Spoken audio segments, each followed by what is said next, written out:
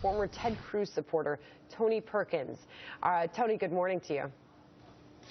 Good morning, Sandra. How are you? All right, so what do you make of Ted Cruz dropping out of the race at this point? Well, obviously very disappointed in the outcome of Indiana, and very concerned about the future of our country, and more importantly, concerned about my children's future and what country they may inherit.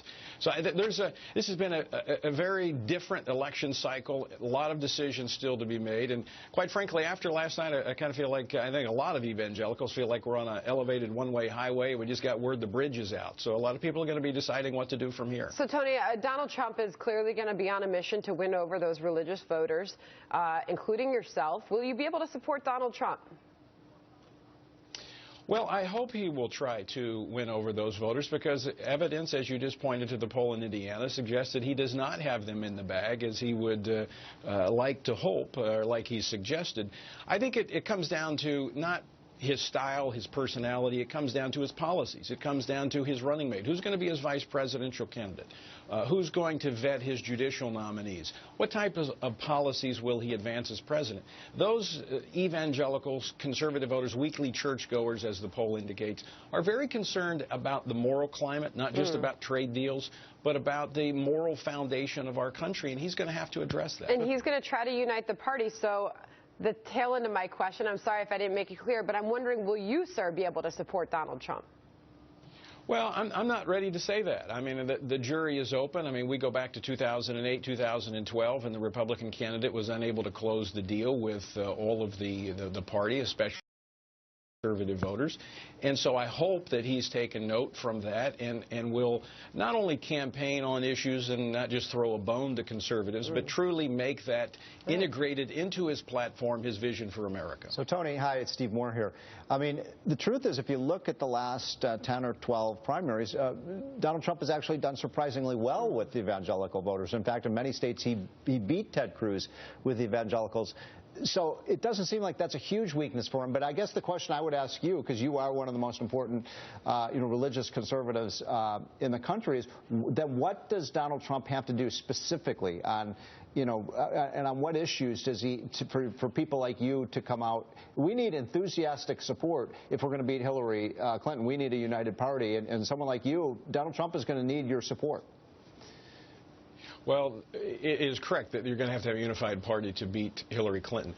I do want to take issue, Steve. I don't take issue with you often, but if you look at the actual definition of evangelical, there is a division in that term, and as we point to Indiana, weekly churchgoers, and that's been consistent throughout this campaign. Those who take their faith most seriously have not been with Donald Trump. So, again, for me personally, it's going to come down to who's his running mate, who's going to vet his judicial nominees, because we now know how important, unfortunately, the court has become in shaping the cultural and political landscape of this country.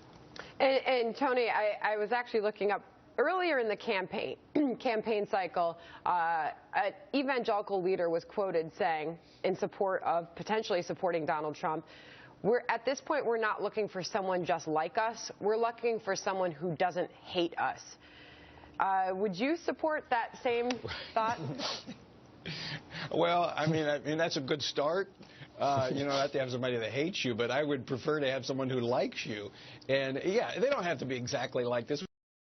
Looking for, the preacher in chief. We're not looking for someone who is, going to campaign on and have revivals for the nation. Although we do want someone who understands the moral component of what makes a civil society work, and the importance and role of religion. So that hostility we've seen in the last 7.5 years from the Obama administration, yes, we want that to be gone, but we want more than that. We want someone who's going to say, yes, we understand that religion plays a key role in our society, and that's not just within the church, it's within society as a whole. So while it sounds like you're not willing to endorse him or anything, or say that you support him at this point, do you believe that Donald Trump would fulfill that need, at least in some way? Let me tell you that, let me say something critical about evangelicals. I think in the past some evangelical leaders have been too quick to simply respond to the first appeal and have just wanted to be, Cal Thomas once said this, and it's one thing I agree with him. He said, you know, evangelicals, Christian leaders have sought access over accountability.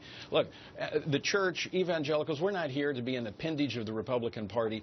I think we're here to be the moral conscience of the Republican Party and provide influence to government. And that's what I'm doing. I'm not going to fall in line just because he's the GOP nominee. Got it. All right, Tony Perkins, we really appreciate you coming on this morning. Thank you.